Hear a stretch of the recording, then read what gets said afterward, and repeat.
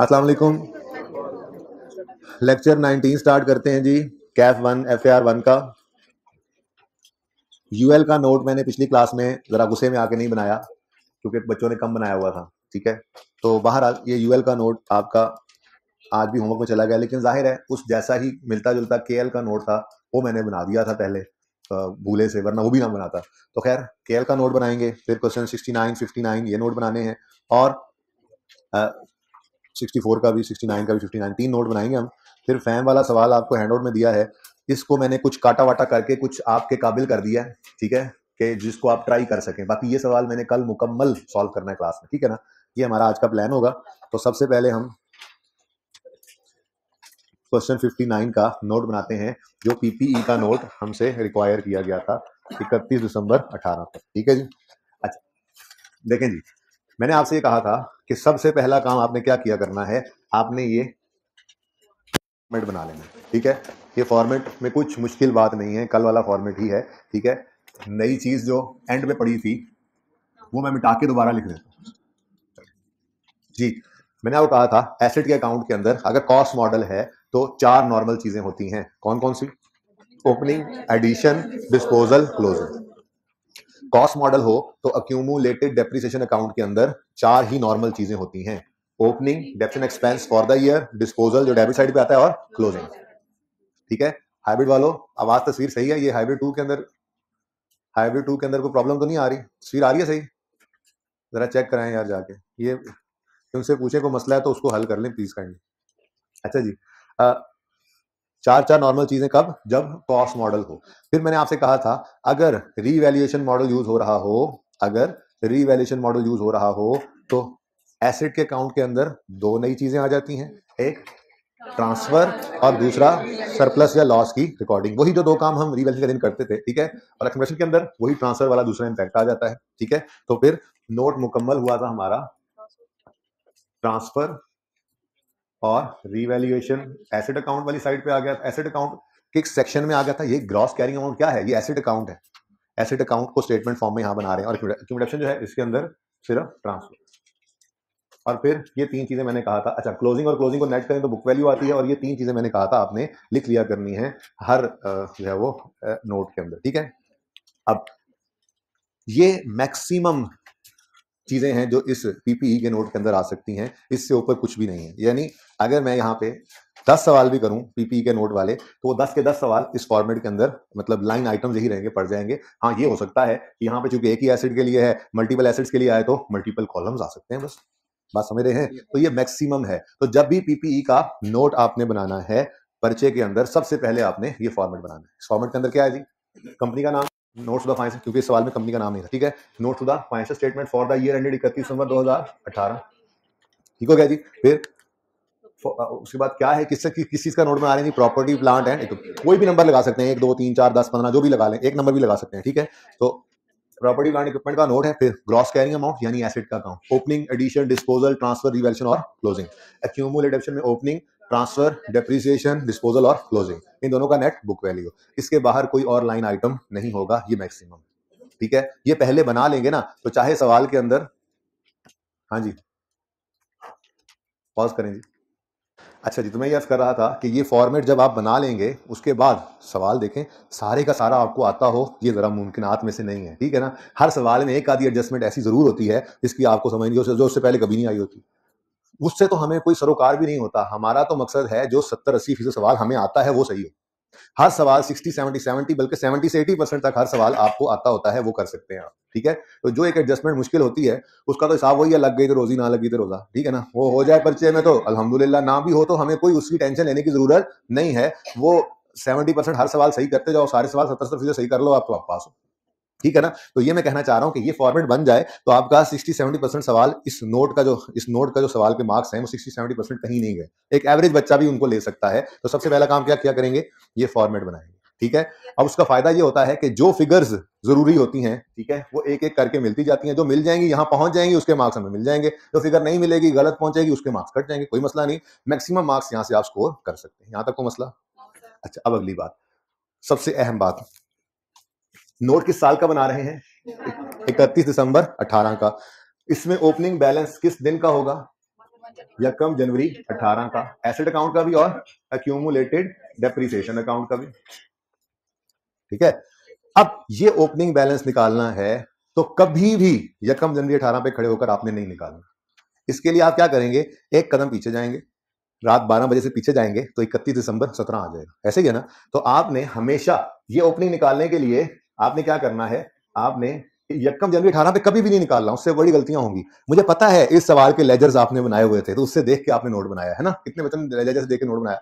मैं आपको अब ट्रेन इस पे करूंगा कि हम वर्किंग से डायरेक्ट नोट बनाए। क्यों? क्योंकि पर्चे के अंदर उसने अगर नोट मांग लिया तो क्या पहले जर्नल एंट्रीज करके फिर लेजर्स बना के फिर नोट बनाएंगे? तो फिर तो हम शायद एक सवाल करेंगे और अगले 2 सवाल का टाइम भी इसमें चला जाएगा। तो नोट बनाना अगर रिक्वायर्ड हो तो वर्किंग से डायरेक्ट बनाना सीख लें।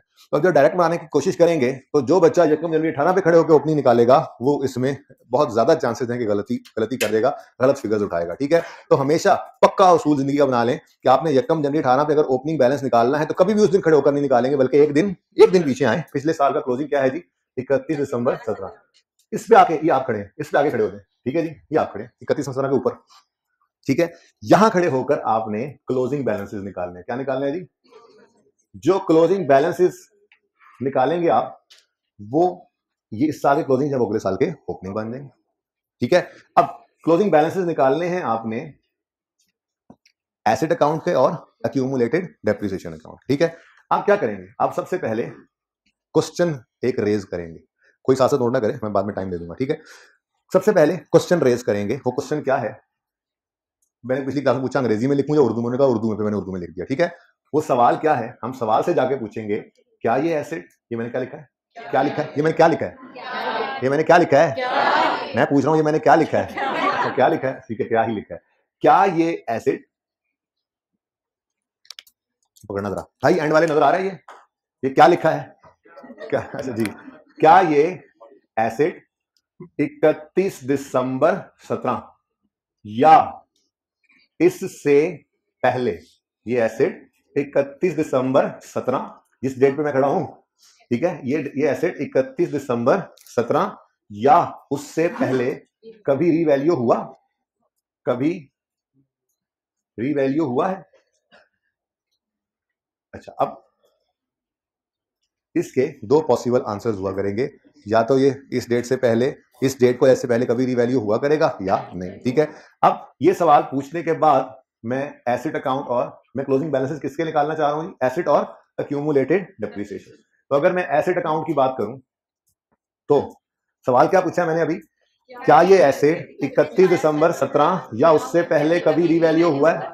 अब अगर तो इसका जवाब है नो, नहीं, तो फिर सोच के बताओ एसेट अकाउंट में क्या पड़ा होगा। आपको याद हो या ना हो, मैंने लिखा हुआ इस सवाल में कॉस्ट कितनी थी एसेट की, 500, यकम जनवरी 12 पे, 12 और 13 में ये रीवैल्यू नहीं हुआ था।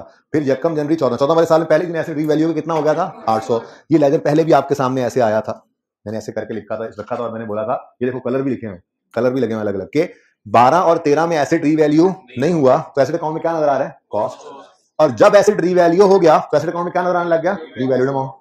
लेटेस्ट अगले में अगली नजर आने लग जाती है। ठीक है ना, यानी अगर एसेट कभी रीवैल्यू हुआ होगा तो एसेट अकाउंट में क्या पड़ी होगी, रीवैल्यूड अमाउंट, और अगर कभी रीवैल्यू नहीं हुआ होगा तो क्या पड़ी होगी, कॉस्ट। ठीक है ना, तो ये सवाल मैं कह रहा था आपको, सबसे पहले हम क्या करेंगे, क्लोजिंग बैलेंस निकालने के लिए ये सवाल रेज करेंगे, क्या ये एसेट 31 दिसंबर जिस दिन खड़े 31 दिसंबर 17 या उससे पहले कभी रीवैल्यू हुआ है। अगर इसका आंसर होगा नो तो फिर एसेट अकाउंट में क्या पड़ा होगा, कॉस्ट।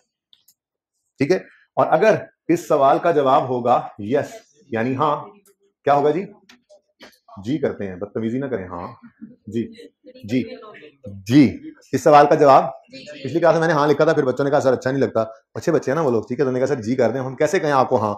तो क्या ये एसेट 17 उससे पहले कभी रीवैल्यू हुआ, अगर इसका जवाब है नो, नहीं, तो फिर एसेट अकाउंट में क्या पड़ा होगा, कॉस्ट। और अगर ये इसका जवाब है यस, जी, तो फिर रीवैल्यूड अमाउंट नहीं, लेटेस्ट रीवैल्यूड अमाउंट।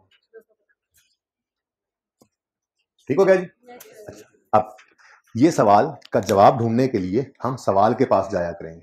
ये सवाल सामने आ गया, ठीक है, हमने क्या पूछा सवाल, भाई क्या ये एसेट 31 दिसंबर 17 या उससे पहले कभी रीवैल्यू हुआ है। सवाल ने कहा यस, इज, है, रीवैल्यूएशन है, 31 दिसंबर 17 या उससे पहले ये कब रीवैल्यू हुआ है, यकम जनवरी 16 पर। तो फिर एसेट अकाउंट में क्या पड़ा होगा? यकम जनवरी 16 वाली रीवैल्यूड अमाउंट यानी 250। ठीक है, कितने बच्चों ने यही निकाल ली? कितनों से गलती हुई और उन्होंने 600 निकाली? वो हाथ खड़ा करें। 600 कितने बच्चों ने ओपनिंग 600 निकाला था? अच्छा सर, हमने तो वर्किंग से डायरेक्ट किया ही नहीं, हमने तो लेजर से बनाया था, इसलिए ये गलती नहीं हुई। कोई बात नहीं, अगला सवाल आ रहा है ना, उसमें करेंगे गलती आप लोग, ठीक है, क्योंकि उसमें आपने लेजर्स मौजूद नहीं होने तो डायरेक्ट की कोशिश की होनी है। या चलें, आप लोगों ने लेजर बना के की, अच्छा आपने प्रैक्टिस कर ली, लेकिन अब लेजर्स की मोहताजी नहीं। लेजर्स कहेगा सवाल में तो लेजर बनाएंगे, अगर वो नोट कहते तो क्या हम वर्किंग से डायरेक्ट नहीं बनाएंगे, हम पहले लेजर बनाने बैठ जाएंगे। तो मैं आपको सिखा क्या रहा हूं, देखें, वर्किंग इज अ मस्ट। आपने जर्नल एंट्रीज करनी हो, वर्किंग जरूरी है। आपने लेजर्स बनाने हैं, वर्किंग जरूरी है। आपने नोट बनाना है, वर्किंग जरूरी है।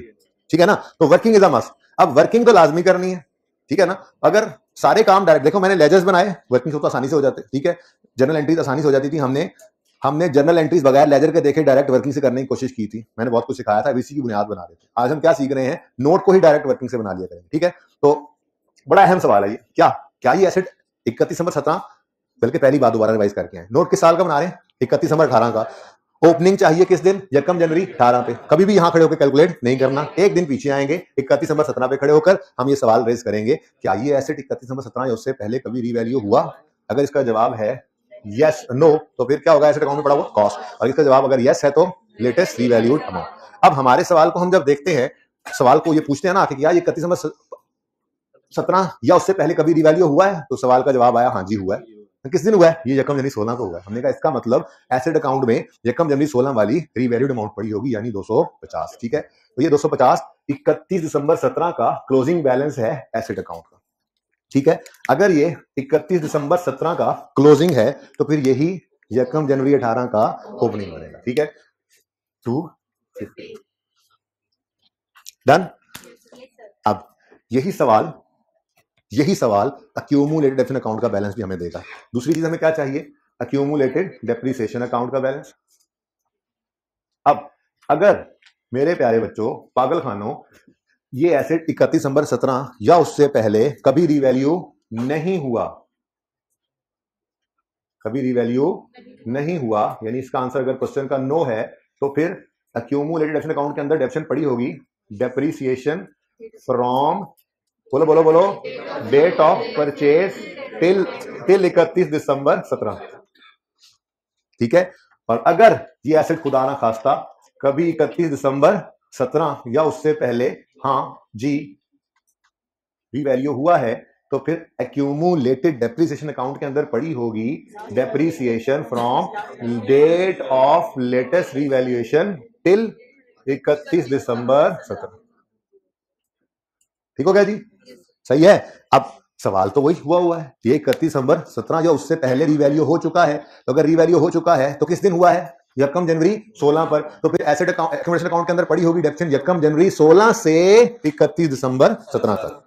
यकम जनवरी 16 से 31 दिसंबर 17 तक। अब फिगर ढूंढने के लिए हमें जाना पड़ा करेगा वर्किंग। पहली फिगर कहां से मिल गई? सवाल से। दूसरी फिगर के लिए कहां आना पड़ा? वर्किंग में। और ये काम मैंने पहले से प्रैक्टिस करवाया हुआ था आपको, इसीलिए ये येलो लाइंस लगाया करता था। ठीक है, क्या बोला अभी आपको? ये एसेट 31 दिसंबर 17 से पहले रीवैल्यू हुआ है।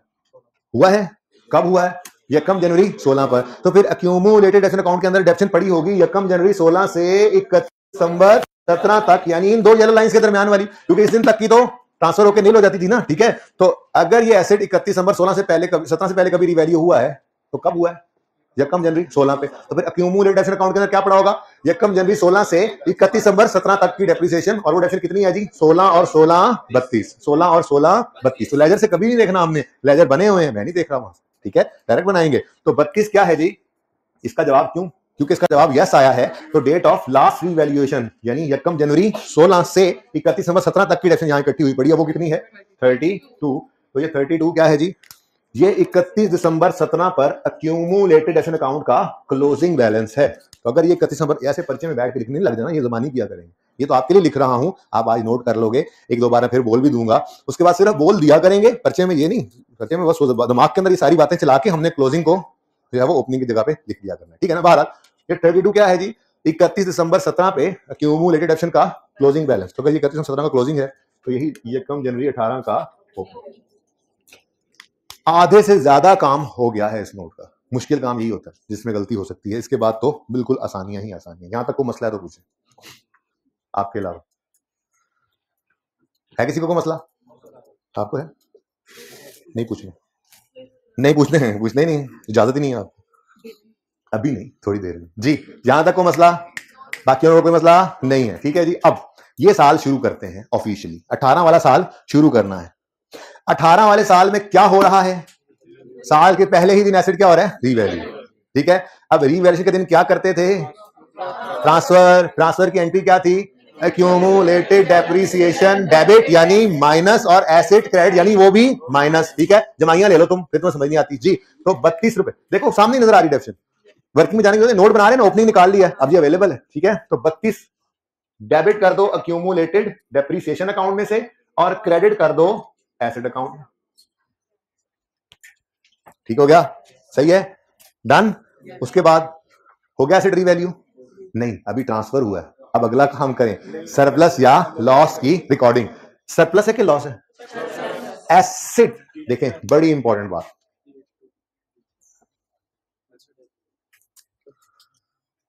ये एसेट अकाउंट है।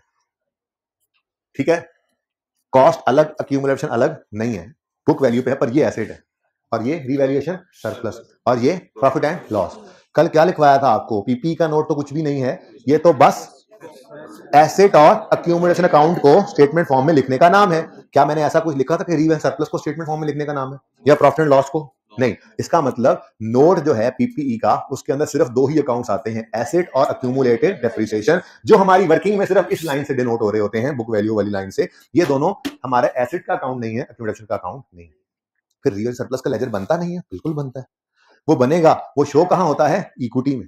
कहां शो होता है? एसेट्स में तो नहीं ना आता, वो इक्विटी में क्या था ना, शेयर कैपिटल रिटेन्ड अर्निंग्स के बाद, याद आ रहा है आपको? मैंने प्रेजेंट किया था, नहीं तो मैं ओपन करके दिखा देता हूं अगर कहते हो तो। इक्विटी का आइटम था, और इक्विटी के अंदर हम जाके जब स्टेटमेंट इक्विटी बनाना सीखेंगे ना, तो वहां पे इसको फिर देखेंगे, इसका कॉलम आया करेगा स्पेशली। ठीक है, इसका मतलब पीपीई के नोट में इसकी कोई जगह नहीं है, पीपीई के नोट में प्रॉफिट लॉस की कोई जगह नहीं है, ये अपनी अपनी जगह पे जाते हैं। हाँ, कल इंशाल्लाह मैं एक मूवमेंट बनाना सिखाऊंगा आपको रीवन सरप्लस की, पर वो पीपीई के नोट की मेन बॉडी में नहीं आएगी, बल्कि वो आगे जाके सब नोट्स के अंदर आएगी। ठीक है, फिलहाल उसको आपने कंसिडर नहीं करना, फिलहाल मेन बॉडी की बात करें। तो मेन बॉडी के अंदर ये जब नोट बनाने लगे तो ये दोनों कॉलम साइड पे कर दें, अब रहेगा सिर्फ ये।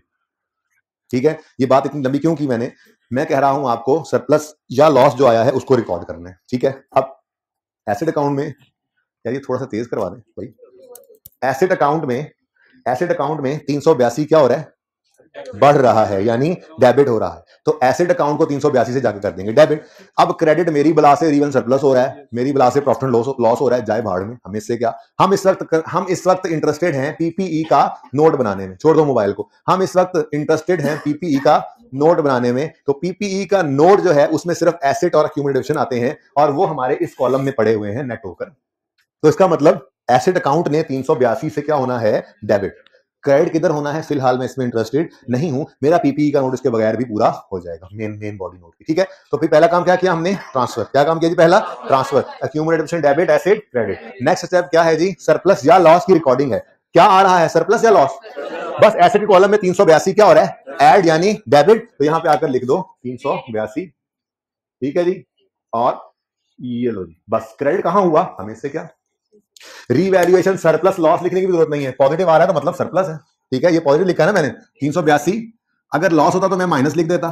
ठीक है, एसेट क्या हो रहा है? डेबिट, बढ़ रहा है, तो यहां पे बढ़ने वाली चीज पॉजिटिव से नजर आएगी। ठीक है, तो पॉजिटिव 382, ये हो गया asset debit, done. Surplus credit हुआ, प्रॉफिट लॉस हुआ, हमें उससे कोई लेना देना नहीं है। तो और इसको पक्का करते हैं। जैसे मिसाल के तौर पर मैं 14 वाले साल का नोट बना रहा होता, 14 वाले साल में पहले ट्रांसफर की एंट्री करता और फिर सरप्लस लॉस की रिकॉर्डिंग करने लगता, तो एसेट में क्या आ रहा है? 350 का सरप्लस, तो ये एसेट अकाउंट में क्या करता? डेबिट। क्रेडिट इधर मर्जी होना है, इस वक्त हमें उससे कोई इंटरेस्ट नहीं है। सरप्लस रीवन सरप्लस के अकाउंट में जाना है, वही बनाना सीखेंगे, लेकिन फिलहाल पीपी के नोट के अंदर इसकी कोई जगह नहीं है, मेन नोट के अंदर। ओके, ऐसे ही मिसाल के तौर पर 16 का नोट बना रहा होता, तो यकम जनवरी 16 पे खड़े होकर मैं पहले ट्रांसफर करता, और फिर सरप्लस लॉस की रिकॉर्डिंग करनी होती, तो सरप्लस है लॉस है, लॉस। एसेट का अकाउंट क्या करता? 462 से माइनस डेबिट, जिधर मर्जी होना है, ये क्रेडिट लिख देना था, डेबिट जहां मर्जी होना है। पीपीई के नोट के अंदर मुझे उससे कोई कंसर्न नहीं है। ठीक है, बात समझे हो? ठीक है, चलो ये बात समझ आ गई। अब यकम जनवरी 16 पे आपने क्या किया? ट्रांसफर और सरप्लस लॉस की रिकॉर्डिंग, डन हो गई रीवैल्यूएशन। अब ये रेंट पे आए, क्या करना है? 18 का साल चल रहा है ना जी, क्या है जी? 43 की डेप्रीसिएशन। एंट्री क्या होती है? Depreciation expense debit accumulated डेप्शन। अब डेप्शन एक्सपेंस कहां डेबिट होता है? प्रॉफिट एंड लॉस में। डेप्शन एक्सपेंस कहां डेबिट होता है? प्रॉफिट एंड लॉस में। उसका दूसरा इंपैक्ट अक्यूमुलेटेड डेप्शन में क्रेडिट होता है। ये दूसरा इंपैक्ट हमने यहां पे दिखाना होता है, ठीक है ना? डेप्शन एक्सपेंस प्रॉफिट एंड लॉस में डेबिट और अक्यूमुलेटेड डेप्रीसिएशन ये 43 डेप्शन एक्सपेंस 43 था ना? बोलो सवाल में कोई एडिशन है जी? कोई डिस्पोजल? अब इधर देखो क्लोजिंग, ये निशानी है। अगर आपका एसेट वाला section latest revalued amount show कर रहा है तो ये निशानी है अकल वालों के लिए कि आपका सवाल सही है। यही कहा था ना हमने, अगर रीवैल्यूएशन मॉडल हो तो एसेट अकाउंट क्या शो करता है? लेटेस्ट रीवैल्यूड अमाउंट कर रहा है जो, ठीक है। और क्या आता है जिसका आंसर? 43। अब अगर 43 है तो ये 43 सिर्फ क्यों है? सिर्फ एक साल की डेप्शन क्यों आ रही है? साल के पहले दिन एसेट रीवैल्यू हुआ था तो सारी डेप्शन एलिमिनेट हो गई थी जितनी भी पड़ी थी, ठीक है। अब इस साल में सिर्फ एक साल की डेप्शन होनी है और वो कितनी है? 43। अब कॉस्ट माइनस एक्यूमुलेशन करो 550। ये बुक वैल्यू है, ये आपकी वर्किंग के क्लोजिंग से मैच करेगी। ये सवाल के सही होने की निशानी है, ठीक हो गया। कौन सा मॉडल यूज किया आज आपने? रीवैल्यूएशन, ठीक है जी। मेथड ऑफ डेप्शन कौन सा यूज किया है? Straight line. लाइफ यूज किया या रेट? लाइफ। अच्छा अब ये देखो, ओरिजिनल लाइफ तो 20 थी, फिर 18 भी हुई, फिर 16 भी हुई, अब 14 भी है। हम 20 यूज करें, 18 करें, 16 करें, 14 करें? जो इस साल में यूज किया ना लेटेस्ट वाली, बस वही लिख देना। जो इस साल डेप्शन एक्सपेंस नजर आ रहा है 43, उसके लिए क्या यूज किया आपने? 14 ईयर्स, तो बस 14 ईयर्स ही लिखो। रेट होता तो रेट लिख देते, ठीक है। ये है पीपीई का नोट। कोई मसला है तो पूछ लें। सेम इस वजह से है कि start of the year revaluation, her question में नहीं ऐसा होगा। कौन सा? अगर ये एसेट 3117 या उससे पहले कभी रीवैल्यू हुआ है तो एक्यूमुलेशन अकाउंट के अंदर क्या पड़ा होगा? डेट ऑफ लेटेस्ट रीवैल्यूएशन से 31/17 तक की डेप्शन।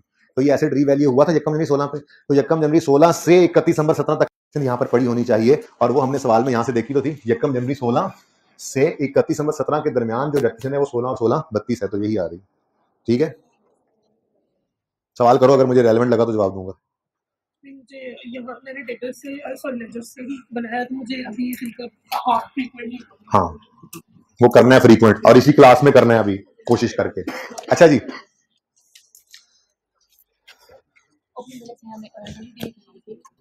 ओपनिंग डब्ल्यूडीवी, ओपनिंग कॉस्ट और ओपनिंग ऑब्जेक्शन को नेट करें तो ओपनिंग डब्ल्यूडीवी आ जाती है। लिखना चाहें तो लिख लें, लेकिन जरूरत नहीं। ओपनिंग क्या लिख देते? नहीं नहीं नहीं नहीं, एसेट अकाउंट अलग है, एक्यूमुलेशन अलग है। कैसे कह सकते हैं आप ये बात? एसेट अकाउंट में अलग से कॉस्ट शो कर रहा है, रिवैल्यूड अमाउंट शो कर रहा है, डेप्शन अलग पड़ी हुई है। वो तो सिर्फ हमने ट्रांसफर करके इस दिन रिवैल्यू करना था, रिवैल्यू करने के बाद दोबारा से वो अलग ही पड़ा है, डेप्शन अलग ही पड़ी हुई है। तो हमने अलग अलग बनाए हुए।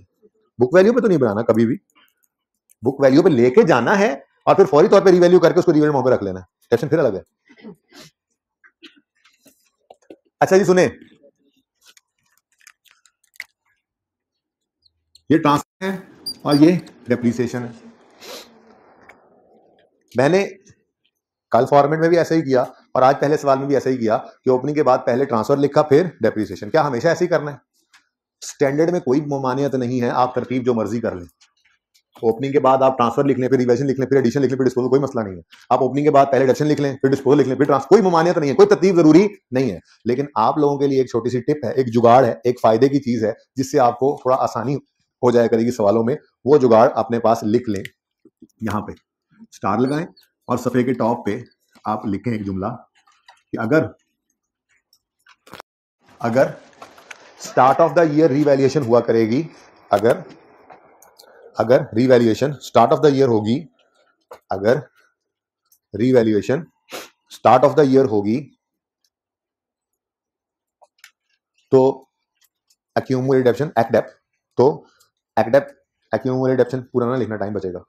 अगर start of the year revaluation होगी तो अक्यूमुलेटेड डेप्रीसिएशन वाले सेक्शन में, इसकी बात करूं तो अक्यूमुलेटेड डेप्रीसिएशन वाले सेक्शन में ओपनिंग के बाद पहले ट्रांसफर फिर डेप्रीसिएशन लिखना।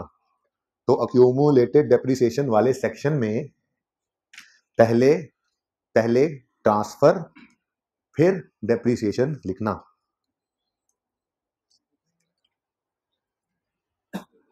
अगर revaluation start of the year होगी तो अक्यूमुलेटेड डेप्शन वाले सेक्शन में ओपनिंग के बाद पहले ट्रांसफर फिर डेप्रीसिएशन लिखना। तो ठीक है, इससे फायदा हो जाएगा, कोई फर्ज नहीं है, स्टैंडर्ड नहीं कहा, उस्ताद ने कहा है, फायदा हो जाएगा इससे, एक गलती जो है उसके चांसेस जरा कम हो जाते हैं। ठीक है, ये इंशाल्लाह अभी अगले सवाल में आपको पता लग जाएगा जब end of the year revaluation होगी। अब स्टार्ट ऑफ द ईयर के लिए आपको क्या उसूल लिखवाया, ओपनिंग के बाद पहले ट्रांसफर फिर डेप्रिसिएशन। तो अगर यही ईयर एंड पे रिवैल्यूएशन चली जाए तो क्या करोगे, पहले डेप्रिसिएशन फिर ट्रांसफर। ये लिखना चाहो तो चाहे लिख लो, ठीक है, वैसे तो एक बात याद हो जाएगी। ठीक है जी, और अगर ईयर एंड रिवैल्यूएशन हो तो एक्यूमुलेशन वाले सेक्शन में ओपनिंग के बाद ये पूरी बात चाहे ना लिखो, उसी कंटिन्यूटी में अगर लिखना है तो ऐसे लिख लो। जरा मैं दोबारा बोलता हूँ, जरा जुमला सामने रखें ना, जरा चुप करके सुने। अगर start of the year revaluation होगी तो एक्यूमुलेशन ये पहले लिख लिया हुआ है, तो एक्यूमुलेशन वाले सेक्शन में ओपनिंग के बाद पहले ट्रांसफर फिर डेप्रिसिएशन लिखना। और अगर ईयर एंड रिवैल्यूएशन होगी, और अगर ईयर एंड रिवैल्यूएशन होगी तो लिख लो, तुम अगली बार लिखोगे, पेन नहीं है तो मांग लो किसी से।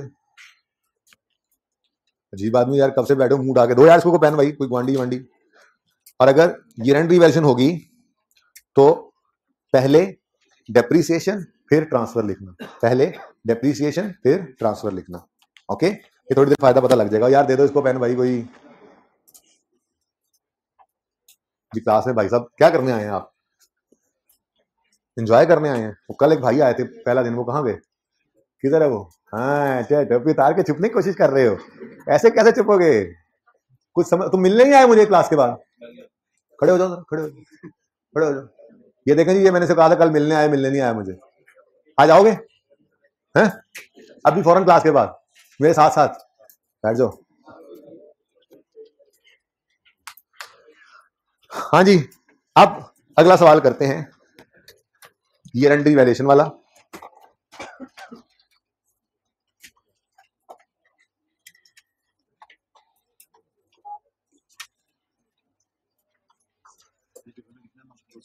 अठारह नंबर तक तो आ जाता है, 18 से 20 भी हो जाते हैं।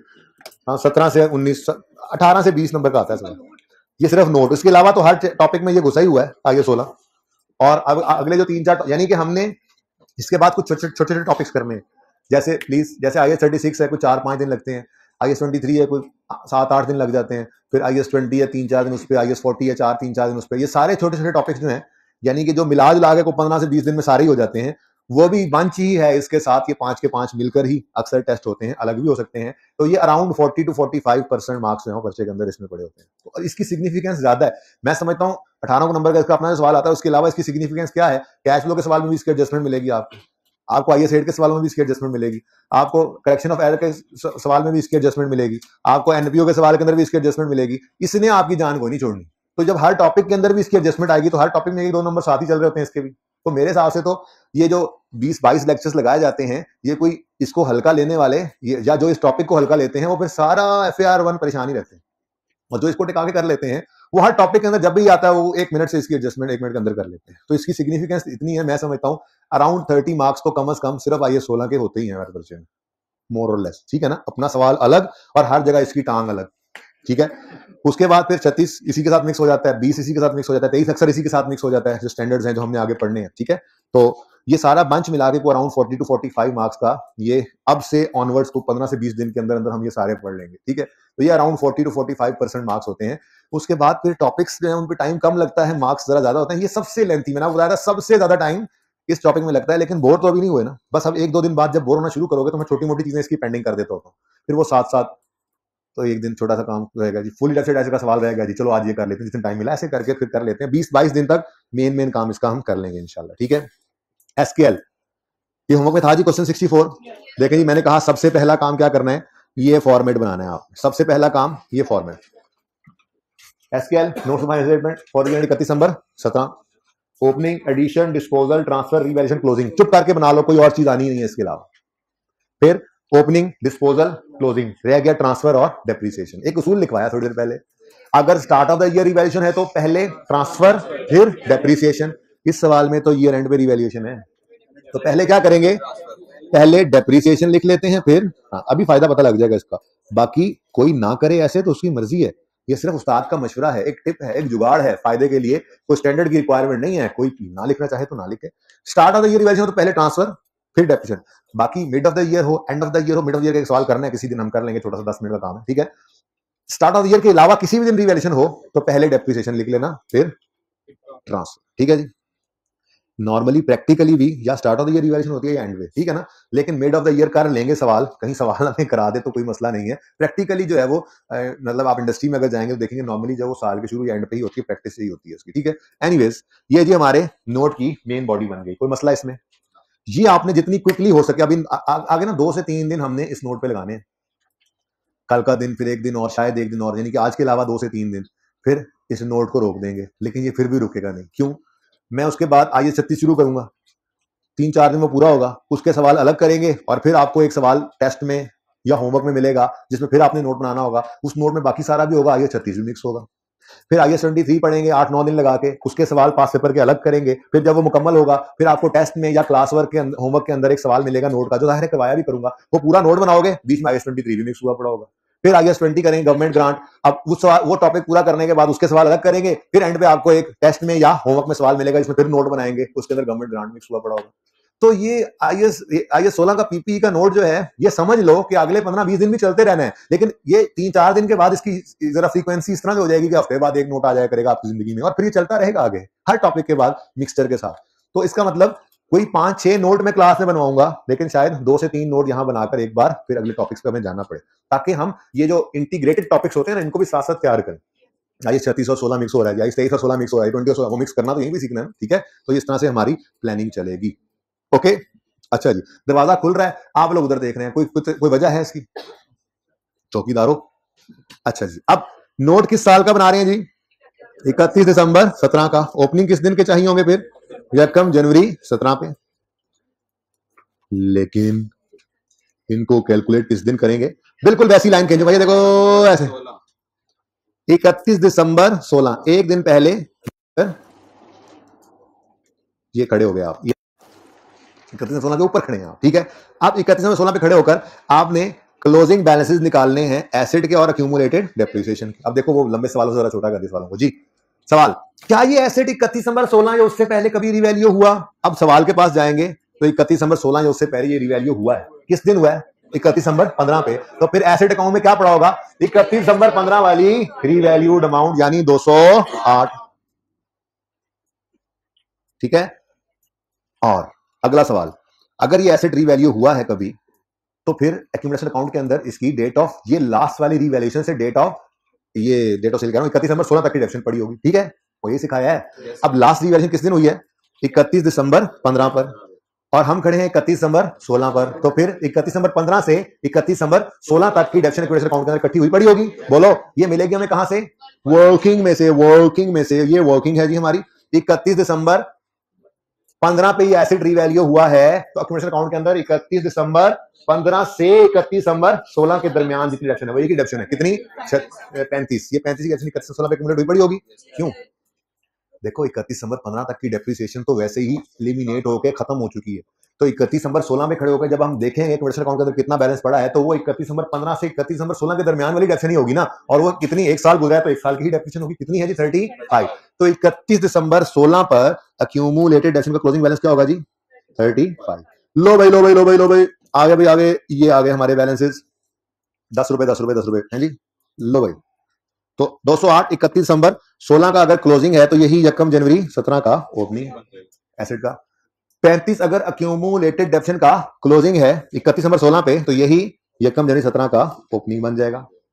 नहीं नेट करके लिखना, नेट करके नहीं लिखना, ये दोनों अलग अलग हैं, ठीक है, अलग अलग ही रखना है। ओके, लो भाई, अब 17 का साल शुरू हुआ चाहता है लाहौर उसके गिरदो नवा में। बाकी शहरों वाले अपने टाइम के हिसाब से साल 17 को शुरू कर लेंगे, ठीक है जी। हाँ जी बोले, 17 का साल शुरू हो रहा है। क्या हो रहा है 17 में? जाग रहे हो ना? रीवैल्यू हो रहा है, लेकिन रीवैल्यू हो रहा है 31 दिसंबर 17। इसका मतलब पहले करेंगे डेप्रीशिएट, फिर करेंगे रीवैल्यू। अब 17 के साल की डेप्रिसिएशन कितनी है? वही 35 ही होनी है भाई जी। 31 दिसंबर 17 के साल की डेप्रिसिएशन देखो, डेप्री डेप डेप 35। एंट्री बोलो, depreciation expense profit and loss में डेबिट, अक्यूमुलेशन हमारे नोट में क्रेडिट। तो depreciation expense profit and loss में डेबिट और अक्यूमुलेटेड डेप्रीसिएशन क्रेडिट। ये फायदा है end of the year revaluation वाले सवाल में पहले डेप्रिसिएशन लिखने का। एक मिनट सब्र कर दो। अब 31 दिसंबर 15 पे ये एसिड क्या होने जा रहा है? रीवैल्यू। रीवैल्यूएशन के दिन खड़े होकर क्या करते हैं? पहला काम ट्रांसफर और दूसरा सरप्लस लॉस की रिकॉर्डिंग। ट्रांसफर करना है तो कितना बैलेंस इकट्ठा हो चुका है? 35 नहीं है, अब 70 है। इसलिए कहा था आपको फायदा हो जाएगा, end of the year revaluation हो तो पहले डेप्शन लिख लो फिर ट्रांसफर। ओके, यकम जनवरी 17 पे ओपनिंग 35 निकल आया, समझ आती है। अब 17 के साल में डेप्रीसिएशन एक्सपेंस कितना है जी? 35 का डेप्शन एक्सपेंस डेबिट एक्यूमुलेशन क्रेडिट की एंट्री पड़ी, डन। अब 31 दिसंबर 17 पे एसेट पहुंच गया। अब 31 दिसंबर 17 पे इसको क्या करना है? रीवैल्यू। तो पहला काम क्या करोगे? ट्रांसफर। ट्रांसफर के लिए डेप्शन अकाउंट एक्यूमुलेशन अकाउंट के अंदर कितना डेप्शन का बैलेंस पड़ा हुआ है? 35 या 70? 70 इकट्ठा हो गया ना, ठीक है। तो 70 को क्या कर देंगे? ट्रांसफर। फिर मैंने ये कहा, इसलिए मैंने कहा था कि अगर end of the year revaluation हो तो पहले डेप्रिसिएशन लिखो फिर ट्रांसफर, ताकि ओपनिंग प्लस इस साल की डेप्शन इकट्ठी होकर ईयर एंड तक का जो फिगर निकलनी है वो आपके सामने आ जाए इजीली। आप अगर आप पहले ट्रांसफर लिखते तो हो सकता है कंफ्यूज होकर आप 35 को ट्रांसफर कर देते, जो कि गलत होता, ठीक है। अब बताओ 31 दिसंबर 17 तक ये एसेट कितना डेफिसिट हो चुका है? 35 और 35 70। अब 31 दिसंबर 17 पे इसको क्या करना है? हमने ट्रांसफर करना है एसेट अकाउंट में, ताकि एसेट अकाउंट किस पे आ जाए? बुक वैल्यू पे। तो फिर एंट्री बोलो एक्यूमुलेटेड डेप्रिसिएशन डेबिट 70 से, एक्यूमुलेशन डेबिट 70 से अब नील हो गया बैलेंस, एलिमिनेट हो गया ना 31 में 17 पे। एक्यूमुलेटेड डेप्रिसिएशन डेबिट और एसेट क्रेडिट, ठीक हो गया जी। उसके बाद सरप्लस है, लॉस की रिकॉर्डिंग है। हाँ भाई बोलो, सरप्लस है कि लॉस है? सरप्लस है। 29 से एसेट का अकाउंट क्या हो रहा है? Asset building. 29 से क्या हो रहा है? डेबिट। क्रेडिट मेरी बुला से जहां मर्जी जाता रहे, मुझे उससे क्या, ठीक है। तो 29 से एसेट को कर दो डेबिट, डन। कोई एडिशन है जी? कोई डिस्पोजल? बोलो जी क्लोजिंग। ये 167 यहीं से बता देगा आपको सवाल सही है, ये देखो, ठीक है। 17 की लेटेस्ट रियल अमाउंट क्या है? 167। एसेट अकाउंट भी वही शो कर रहा है 167, ठीक है। डिस्पोजल तो कोई है नहीं, और एक्यूमुलेशन का बैलेंस कितना आ रहा है? ये क्यों हो गया?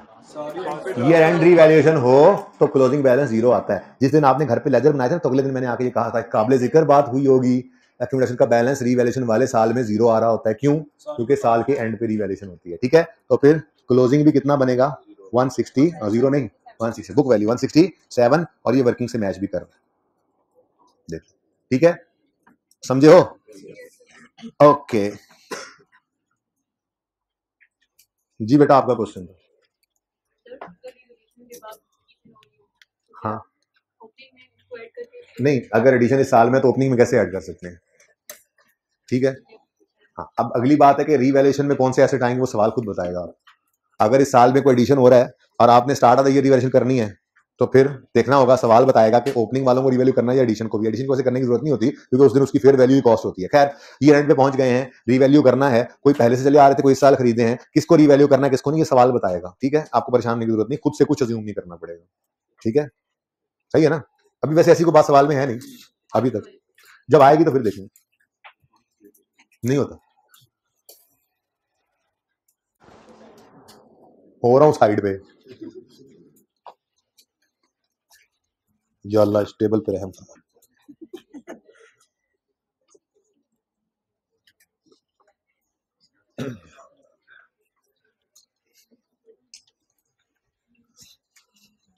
अच्छा जी, इधर देखें,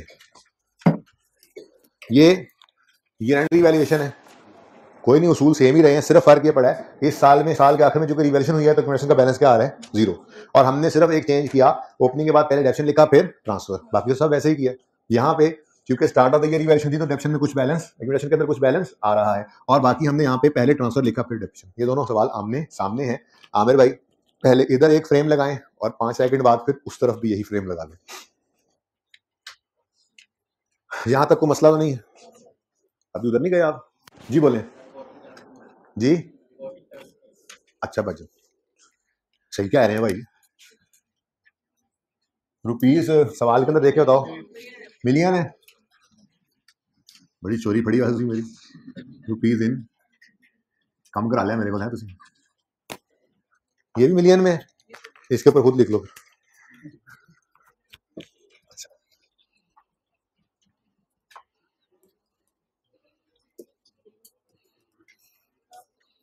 ये रुपीस इन मिलियन लिखने की कोशिश की है मैंने।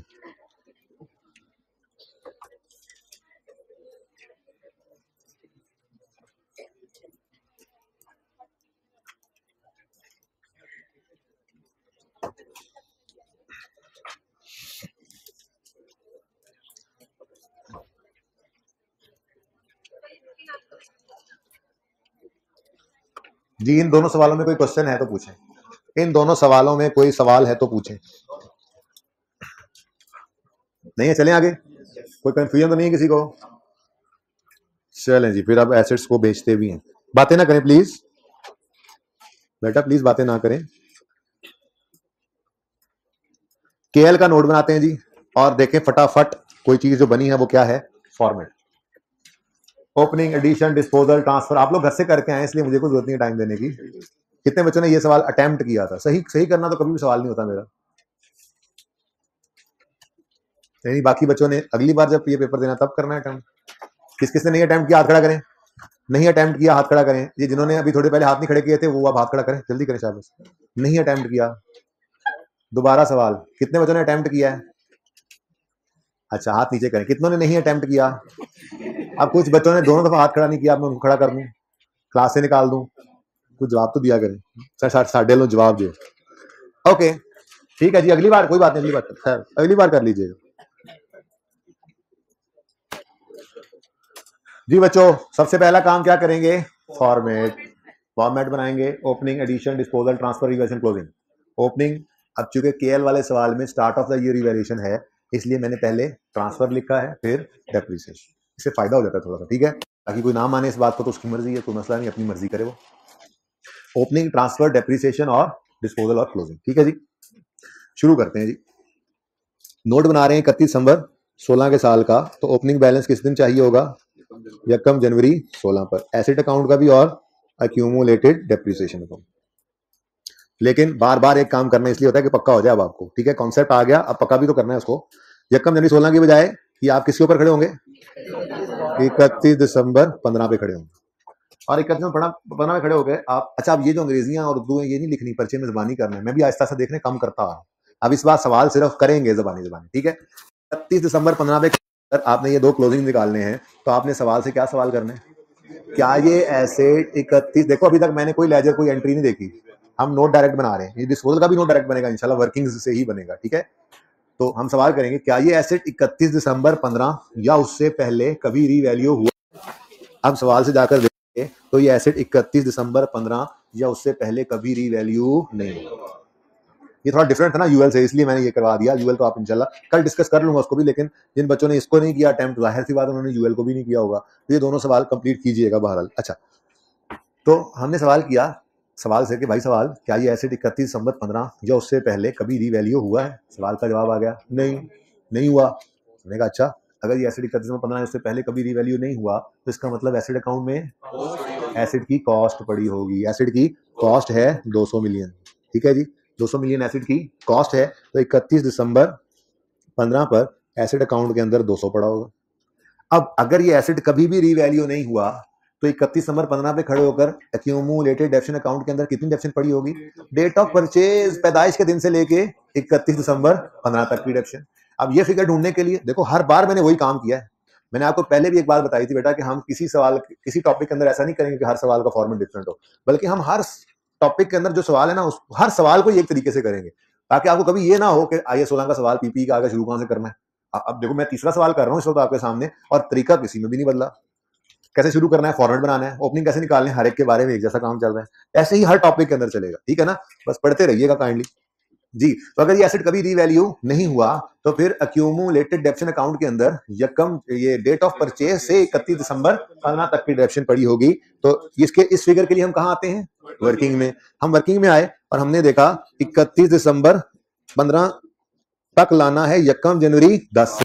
तो वो सारी वर्किंग वैसी डिटेल नहीं की थी हमने, वैसे ही शॉर्टकट ऑलरेडी किया हुआ है। ये 60 रुपीज की डेप्रिसिएशन जो है ये यकम जनवरी 10 से 31 दिसंबर 15 तक की डेप्शन है जो क्यूमुलेट हुई पड़ी है एक्यूमुलेशन अकाउंट के अंदर। तो क्यूमुलेटेड डेप्शन अकाउंट का क्लोजिंग बैलेंस आएगा 60, ठीक हो गया जी। ये 60 कैसे आया जी, डेट ऑफ परचेज यकम जनवरी 10 से 31 दिसंबर 15 तक का डेप्शन का बैलेंस, क्योंकि ये एसेट इससे पहले कभी रिवैल्यू हुआ ही नहीं। अगर होता तो उस दिन तक डेप्शन एलिमिनेट होकर जीरो हो जाया करती थी, यही सिखाता आ रहा था, ठीक है।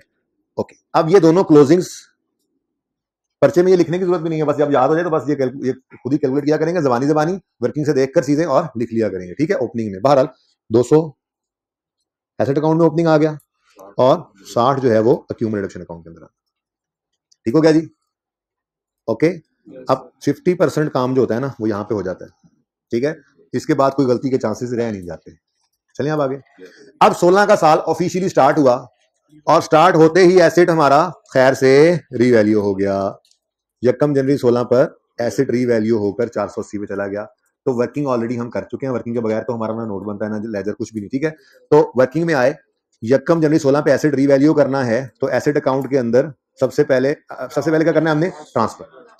अब यकम जनवरी 16 पर ट्रांसफर की एंट्री करने के लिए अगर नोट बना रहे हो तो ऑलरेडी ओपनिंग निकाला हुआ है, इधर से देखने की जरूरत भी नहीं, वैसे 60 ही है, लेकिन आपका नोट ही बता रहा है कि डेट ऑफ रीवैल्यूएशन अगर यकम जनवरी 16 है तो यकम जनवरी 16 पे अक्यूमुलेटेड एसेट का बैलेंस कितना पड़ा, 60। सही है ना, समझ आ रही है सबको? तो 60 से अक्यूमुलेटेड डेप्रिसिएशन डेबिट करो और 60 से एसेट अकाउंट को क्रेडिट करो। हो गया जी ट्रांसफर। उसके बाद सरप्लस या लॉस की रिकॉर्डिंग है। सरप्लस है कि लॉस है? सरप्लस है कि लॉस है? सरप्लस है। 340 का सरप्लस आया, डेबिट हो रहा है एसेट अकाउंट में, क्रेडिट जहां मर्जी हो, फिलहाल इंटरेस्टेड नहीं, हम वक्त आने पे इसका इंटरेस्ट भी शो कर देंगे जी। तो कितने से जी, 340 से एसेट हो गया, ठीक हो गया। अभी इसको फाइनल ना करो क्योंकि आज डिस्पोजल है, माना एडिशन नहीं है पर डिस्पोजल तो है, ठीक है, अभी रुक जाए। खैर यहां तक कोई मसला है तो बताएं। यहां तक तो नॉर्मल सवाल था, बस करते क्या थे पिछले 2 सवालों की तरह, सिर्फ इस साल की डेफिनेट एक्सपेंस को डालते थे और क्लोजिंग निकल आते थे, लेकिन आज डिस्पोजल भी है। ठीक है, अब मैंने आपसे अर्ज किया कि अगर हम पीपीई का नोट बना रहे हो तो हमें इंटरेस्ट होता है सिर्फ इस कॉलम के साथ, ऐसे ही है, यही है, सरप्लस और प्रॉफिट एंड लॉस से कोई सरोकार नहीं। ठीक है, अच्छा अब सबसे पहले इस 5 रुपए की एंट्री करवाएं, 5 रुपए की एंट्री करवाएं। 5 रुपए की एंट्री क्या है? मैं एंट्रीज देखना भी नहीं पसंद कर रहा, मुझे पता है कि ये एंट्रीज पड़ी हैं, आप 1 मिनट में देख लेंगे, नहीं लेकिन नहीं, लेजर से या एंट्री से नोट बनाया तो क्या बनाया है? हम बनाएंगे वर्किंग से डायरेक्ट इस नोट। ठीक है, ओके जी। 5 रुपए की entry, depreciation expense profit and loss में डेबिट और अक्यूमुलेटेड डेप्रीसिएशन क्रेडिट, डन हो गया। उसके बाद ये 4 रुपए की एंट्री तो है revaluation surplus debit, retained earnings credit, ना एसेट को हिट हो रहा है ना ही अक्यूमुलेटेड डेप्रिसिएशन, इसलिए ये 4 की एंट्री जहां होनी है वहां करना। फिलहाल रिक्वायरमेंट है पीपीई का नोट बनाना है, इसमें मुझे इसकी कोई जरूरत नहीं है, डन, सही है। वरना रिटेन्ड अर्निंग्स में इसने क्रेडिट होना है, सरप्लस डेबिट होना है, लेकिन वो दोनों लेजर फिलहाल हमारा जो है वो मकसद नहीं है, हमारा रिक्वायरमेंट भी देखनी है। हमारी रिक्वायरमेंट क्या है? पीपीई का नोट बनाना है। इस वक्त मैं इस 4 में इंटरेस्टेड नहीं, हाँ कल इंशाल्लाह मैं एक मूवमेंट बनाऊंगा फिर इंटरेस्टेड हो जाएंगे, फिलहाल छोड़ो। ठीक है, नेक्स्ट। ये 283 याद है, मैंने कहा था बड़ा खतरनाक है, ये सादा नजर आने वाला 283 जो है ये इतना सादा है नहीं। ठीक है, ये मीसना है, मीसना। ओके, ये 283 बेसिकली बुक वैल्यू है। ये क्या है? बुक वैल्यू है। इस वर्किंग में तो ये बुक वैल्यू ही आएगी, लेकिन हमारे पास एंट्री थोड़ी सी ऐसे देख लेते हैं, ऐसे थोड़ी देर के लिए, जरा पहली दफा है ना, ये देखो, ये 288 से एसेट अकाउंट में से 288 माइनस क्रेडिट होना है, रीवैल्यूड अमाउंट, और एक्विजिशन अकाउंट में से 5 डेबिट होना है, वही वर्किंग के अंदर नेट होकर 283 आ रहा है ना। ठीक है, लेकिन हमने एंट्रीज नहीं देखा करनी। जब भी रीवैल्यूड एसेट है और डिस्पोज हो रहा है तो सिंपली अपनी वर्किंग 2 में आओगे, यही 288 और 5 आपको यहां से मिलेगा। यही तो आपको सिखाया था कि 2 ही चीजें चाहिए हमें इस पीपीई का नोट बनाने के लिए, हमें सिर्फ 2 चीजें रिक्वायर्ड है डिस्पोजल की, एक एसेट अकाउंट में से क्या निकलना है, दूसरा अक्यूमुलेटेड एसेट अकाउंट में से क्या निकलना है। तीसरा स्टेप क्या था? कैश, हमारी बला से जहां जाए। तो चौथा स्टेप क्या था? गेन या लॉस, कहां जाता है? प्रॉफिट एंड लॉस में, क्या वो बना रहे हैं सर? तो इसका मतलब सिर्फ ये 2 चीजें, यानी पहले 2 स्टेप्स मुझे डिस्पोजल के, अगर मैं पीपीई का नोट बना रहा हूं। ठीक है, जागते रहना है। ओके, अब 288, ये वही 288 जो एसेट अकाउंट में क्रेडिट हो रहा है, और ये वही 5 है, किधर गया, ये वही 5 है जो एक्विजिशन अकाउंट में डेबिट हो रहा है। तो सही है ना, बात समझ रहे हो? ठीक है, लेकिन मैं कह रहा हूं कि हम वर्किंग से नहीं देखा करें, ये लेजर से नहीं देखा करेंगे या जनरल एंट्री से नहीं देखा करेंगे, तो वो हमारे लिए बनाने हैं नहीं बनाने ये जरूरी नहीं है। अगर हमें नोट कह रहा है तो वर्किंग तो हमने जरूर की होगी, उस वर्किंग से ही देखकर हम डिस्पोजल ऑफ रीवैल्यूड एसेट को रिकॉर्ड करेंगे। तो स्टेप 1 एसेट अकाउंट, भाई हाइब्रिड 2 के अंदर डिस्टर्बेंस तो नहीं आ रही? भाई हाइब्रिड 2 के अंदर सही आ रही है पिक्चर साकिब? ओके जी। स्टेप 1 एसेट अकाउंट में से जाने वाले एसेट की लेटेस्ट रीवैल्यूड अमाउंट को माइनस करना है, वो कितनी है? 288। तो 288 को इधर देखो, डिस्पोजल, अब पहले डिस्पोजल लिखा हुआ है, कर एंड पे रहे हैं। भाई मैंने आपको बताया कोई तरतीब जरूरी नहीं है, आप जो मर्जी पहले लिख लो, जो मर्जी बाद में, आपकी मर्जी। डिस्पोज हो गया, एसेट अकाउंट में से एसेट की रीवैल्यूड निकाल दी हमने, और एक्यूमुलेटेड डेप्रिसिएशन अकाउंट में से इसके एक्यूमुलेटेड एसेट को भी डेबिट कर दें। ये 2 फिगर्स है ना, ये देखो 288 और 5। आज पहला दिन एंट्री को चाहती मरवा रहा हूं मैं, ये building credit accumulated asset debit, लेकिन पर्चे में नहीं देखना, पर्चे में ये बिल्डिंग को क्रेडिट करोगे 288 से और अक्यूमुलेशन को डेबिट करोगे 5 से, डन हो गया। तब उसके बाद कुछ रह तो नहीं गया, ये 14 रह तो गया है। अच्छा ये 200 क्या कर रहे हैं? 200 का इसका करना है, लेकिन फिलहाल मैं इसमें इंटरेस्टेड नहीं। इसकी entry retain surplus debit retain earnings credit, फिलहाल उससे कोई मुझे सरोकार नहीं है। हाँ, इस 14 को पकड़ो, इसकी एंट्री है depreciation expense debit, accumulated depreciation credit, और depreciation expense profit and loss में डेबिट हुआ। ओहो अच्छा, यहाँ तो सिर्फ 5 लिखा हुआ है। ये 5 भी लिखना जरूरी है। कोई ये ना कहे मुझे ये 5 यहां लिखा ही क्यों जब निकालना था। मैं ले जाऊंगा उनको पहले दूसरे तीसरे लेक्चर में, जब पहले दिन मैंने आपको कहा था पहले डेप्शन एक्सपेंस को क्रेडिट करोगे तो फिर डिस्पोजल अकाउंट की तरफ फेंकने के लिए डेबिट करोगे ना। पहले इस अकाउंट में क्रेडिट होगी, डेप्शन फिर निकलेगी ना। 5 की डेप्शन पहले यहां फेंकोगे फिर ही निकालोगे ना। ये दूसरे तीसरे लेक्चर की बात है, जब पहली बार मैंने आपको लेजर बनाना सिखाया था और डेप्रिसिएशन एक्सपेंस की, हाँ डिस्पोजल की, पहले सॉरी डिस्पोजल, जब पहला दिन डिस्पोजल सिखाया था तो डेप्रिसिएशन एक्सपेंस की कैलकुलेशन के अंदर मैंने पहले डेप्शन एक्सपेंस पहले कर लिया था।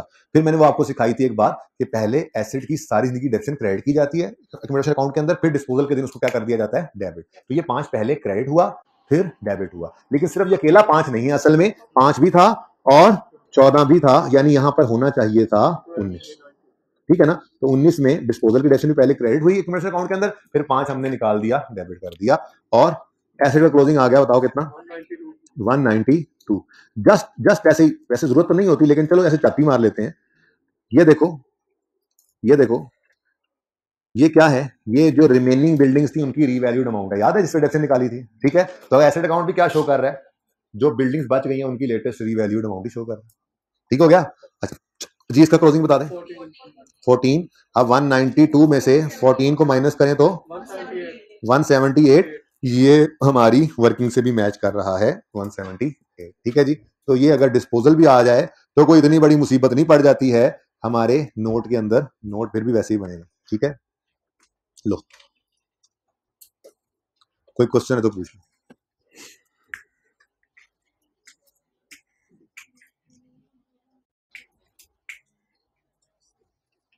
क्वेश्चन है कोई, क्वेश्चन है तुम्हारा? पूछना नहीं है, पूछना नहीं है, चलो पूछ लो एक बार, फिर मुझे लगा कि जवाब देना तो फिर मैं दूंगा। फजूल क्वेश्चन नहीं है, पूछो यार, तुम्हारे सारे क्वेश्चन बहुत काम करते हैं, बस मैंने जवाब नहीं देना, तुम्हारे ज़हन पे जोर डालना चाह रहा हूँ कि खुद भी कुछ सीखा करो। तो देखो कितनी बेहतरी आ गई इसके अंदर, ये खुद भी बताएगा क्लास के बाद कि जी मैं ज्यादा कॉन्फिडेंट फील कर रहा होता हूँ, मैं लेक्चर ज्यादा अच्छा समझ के जा रहा होता हूँ। ऐसे तो हैंडीकैप ही रहोगे सारी जिंदगी। अच्छा चलो पूछो सवाल, जवाब देने वाली बात हुई तो नहीं बता देते। सर इसका डिप्रिसिएशन ये जो आप लेजर से नहीं देख के बना रहे हैं, आप कैसे बना रहे हैं इसमें?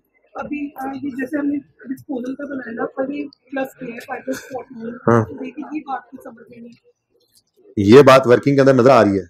डेप्रीसिएशन, ये भी डेप्रीसिएशन है 5 की और ये भी डेप्रीसिएशन है 14 की, ये दोनों ही प्रॉफिट एंड लॉस में जानी है, डेबिट और एक्यूमुलेशन में होनी है क्रेडिट। लेकिन जो एसेट बिक गया है उसकी डेप्रीसिएशन यहाँ से निकाल के डिस्पोजल अकाउंट में फेंक देनी है। और जोन सी मर्जी डेट हो, हमने नोट बनाना है इस साल के एंड पे खड़े होकर, तो चाहे 31 मार्च को डेप्शन डालिए, कोई 31 मई को डालिए, 31 दिसंबर को डालिए, सारी ही डेप्शन एक्सपेंस में आ जाएंगी। ठीक है, खामोश जाएं, सवाल या तस्वीरें नहीं, फोटो बनानी है। ये ले मेरा भाई, केएल का क्वेश्चन नंबर है, भाई कहेंगे तस्वीर मेरी फिर खराब करती तुसी। क्वेश्चन 69, लो भैया, लो भी फोटो वाले भाई।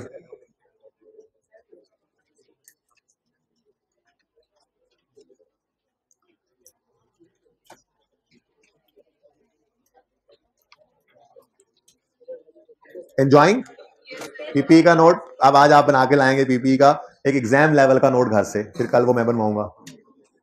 हैंड आउट्स अपने आप ओपन कर लें, सफा साफ ऐसे करके। भाई यूएल वाला सवाल का नोट आप घर पे बना लेना, ओके, कल मैं बना दूंगा।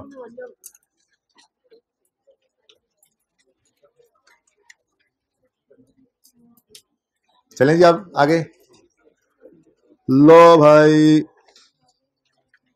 ये आज का लेक्चर, इसमें मैंने यूएल का नहीं बनाया नोट, बाकी केएल का बन गया, 59 का बन गया, 64 का बन गया। और अब देखें मैंने क्या लिखा हुआ है, 0.5 पे क्या लिखा हुआ है, ऊपर क्या लिखा हुआ था, प्रिपेयर्ड वैसे लिखना था मैंने, प्रिपेयर्ड नोट, प्रिपेयर हो गए नोट्स। ठीक है जी, सॉल्व नहीं लिखा, मैंने लिखा स्टार्टेड सॉल्विंग। मैं थोड़ी सी बात करूंगा, फिर आप घर पे सॉल्व करेंगे, उसके बाद फिर कल मैं इंशाल्लाह लेक्चर में लिख के आऊंगा सॉल्व्ड फैम वाला सवाल। ठीक है जी, आईके पे क्वेश्चन बैंक का क्वेश्चन है जी ये, और एक अच्छा एग्जाम लेवल का सवाल है ये ऐसा सवाल है जो आपको IS 16 के नोट का फॉर्मेट अच्छे तरीके से समझा देता है। बाकी फिर एडजस्टमेंट तो जितना गुड़ डालते जाए उतना मीठा होता जाने वाला साग होता है, पर एडजस्टमेंट तो मुश्किल से मुश्किल भी आती जाए। लेकिन बेसिक फॉर्मेट ये सवाल जब मैं कल करवा दूंगा आपको इंशाल्लाह, आप पीपीई का सवाल करने के पीपीई के सवाल के साथ झगड़ा करने के काबिल हो जाएंगे। जो झगड़ा करने के काबिल खुद को समझते होंगे और जो टेस्ट के अंदर इसकी प्रैक्टिस करेंगे उनकी बात कर रहा हूँ, और जो जिंदगी पहली बार जाके आईकेएफ के अंदर पहली बार झगड़ा करने की कोशिश करेंगे तो उनके पल्ले कुछ नहीं होता। ठीक है ना जी। अच्छा, सवाल की रिक्वायरमेंट पढ़े। Show disclosure under IS 16। मैंने कल आपको नाम बताए थे कि इसको वो पीपीई का नोट भी कह देता है, पीपीई का डिस्क्लोजर भी कहता है, फिक्स एसेट स्केड्यूल भी कहता है। इनको फिक्स एसेट का नोट कह दे, वो फिक्स एसेट का डिस्क्लोजर कह दे, या वो फिक्स एसेट स्केड्यूल कह दे। इन नामों से परेशान हो गई है ना, कहना कि ये तो हमने पढ़ा ही नहीं हुआ। ठीक है, ये पीपीई का नोट ही मांग रहा है। IS 16 का डिस्क्लोजर जो है फिक्स एसेट का, वो वही है जो मैंने आपको बनाना सिखा दिया। उसकी मेन बॉडी फिलहाल हमने बनाना सीख लिया। ठीक है, show the disclosure under IS 16 in relation to fix assets in the notes to the published accounts for the year 31 December 15। किस साल का बनाना है हमने नोट? 31 दिसंबर 15 का। अच्छा, अब कुछ लाइनें मैंने जो काटी हैं, खुदारा आपने इनको नहीं काटना, ये सवाल का भरपूर हिस्सा है। ये कल सारी की सारी लाइनें मिट जाएंगी और मैं इन सबको समझाऊंगा। इसलिए ये ना हो के काटा वाटा करके तुम आ जाओ जी सवाल खत्म। नहीं भाई, कल वो सारा कुछ करना है तो फिर आपके लिए कोई नया हैंड आउट नहीं होगा। ओके, बुक प्रोबेबली कल आ जाएगी, मैं कंफर्म कर दूंगा आप लोगों को क्लास में भी, और फिर मैसेज भी करवा दूंगा। प्रोबेबली कल आ जाएगी बुक। ठीक है, उन्होंने यही कहा था। अच्छा, पब्लिशिंग वालों ने, वैसे मैंने पिछले वीक भेज दी थी बुक, लेकिन वो थोड़ा टाइम, मैंने कहा था कि अब अल्लाह करे ऐसा कर दें वो कि ये वो बाइंडिंग वाइंडिंग का मसला ना हो बच्चों को, और सफ़े का मसला ना हो। बच्चे फिर कहते हैं कि यार अब ये दूसरे दिन तो खुल जाती है, तो आप पता नहीं क्या करते हैं। तो वो उन्होंने फिर ये बात कह दी, तो उन्होंने फिर कुछ दिन भी वो बीच में ज़्यादा कर दिए जी, सर वो बाइंडिंग भी तो करानी है। एनीवेज, दुआ करें आ जाए जल्दी। सवाल कह रहा है नोट बनाना है 31 दिसंबर 15 का, ऐसा ही है। FAM had following tangible assets at 31 दिसंबर 14। ये क्या मुसीबत है? ये क्या चीज है? बनाना नोट 15 का है और ये 14 के बैलेंसेस दे दिए हैं इसने। वो जो अभी थोड़ी देर पहले रुल के निकाल रहे थे ना ओपनिंग, वो उसने कहा रुलने की जरूरत नहीं है, ये लो, ये 31 दिसंबर 14 की क्लोजिंग है, यही आपके यकम जनवरी 15 के ओपनिंग है। तो लो, आधी जिंदगी तो यहाँ से आसान हो जाएगी आपकी, जब आप घर पे ये नोट बना रहे होंगे, घर पे खुद। ठीक है, मैंने तो बनाना नहीं है। ठीक है, अब ये घर पे खुद नोट बना रहे होंगे तो ओपनिंग बैलेंसेस आपको अवेलेबल है किस किस के? कॉस्ट के, यानी एसेट अकाउंट के, और डेप्रिसिएशन। दरअसल ये एक्यूमुलेटेड डेप्रिसिएशन और बुक वैल्यू भी दी हुई है उसमें। ठीक है, तो ये कॉस्ट और देखो ना, एज ऑन 31 दिसंबर 14 जो डेप्रिसिएशन है, ये दरअसल एक्यूमुलेटेड डेप्रिसिएशन ही होती है। आगे को यहाँ लिखना चाहिए था एक्यूमुलेटेड डेप्रिसिएशन, लेकिन उसने डेप्रिसिएशन लिखा हो, तो मैंने भी यहाँ पर डेप्रिसिएशन लिखकर ही इसको मैं हर दफा बच्चों को कहता हूँ कि ये एक्यूमुलेटेड डेप्रिसिएशन है, समझाने के लिए। ठीक है, अच्छा, लेकिन लिखा नहीं जा रहा। ओके, लो भाई, 4 एसेट्स हैं, 5वीं लाइन नहीं है आपके सामने, मतलब आपको नजर आ रही है आपके हैंडआउट्स पे, पर फिर भी नहीं नजर आ रही। वो क्या है? Asset under construction. ये कॉन्सेप्ट है कैपिटल वर्क इन प्रोग्रेस का, जो कि मैंने अभी तक आपको नहीं दिया। इंट्रो में शायद आपने कहीं पढ़ा हो, इसलिए मैं बहरहाल मैं कल इंशाल्लाह इसके ऊपर पूरी बात करूंगा। ये कैपिटल वर्क इन प्रोग्रेस क्या होता है, फिर इसकी अंदर एंट्रीज कैसे होती हैं, फिर यहाँ से एसेट ट्रांसफर कैसे होता है, ये सारी डिस्कशन करने के बाद ये लाइन ओपन होगी, और पॉइंट 1 की पहली लाइन भी ओपन होगी तब। फिलहाल आपके लिए ये लाइंस नहीं होंगी सवाल में, बल्कि आपके लिए लाइन ये ऐसे बन, बाकी सारे हैं ओपनिंग। लैंड का ओपनिंग है, ओहो, डेप्रिसिएशन एक्यूमुलेट नहीं आ रही लैंड की। अच्छा अच्छा, सॉरी, लैंड डेप्रिशिएबल एसेट नहीं है, मैं सॉरी, मैं भूल गया। अच्छा, अब उसके बाद बिल्डिंग्स है, कॉस्ट है, एक्यूमुलेटेड डेप्रिसिएशन है 31 दिसंबर 14 की। प्लांट एंड मशीनरी है, कॉस्ट उसकी accumulation, fixtures cost accumulated depreciation, हर एक की अलग अलग आ गई। अब ये सवाल वापस वहां चला गया है जहां से हमने कल शुरू की थी डिस्कशन। कल मैंने आपको कॉस्ट मॉडल पर 2 सवाल करवाए थे जिनमें मल्टीपल एसेट्स थे एक साल के अंदर।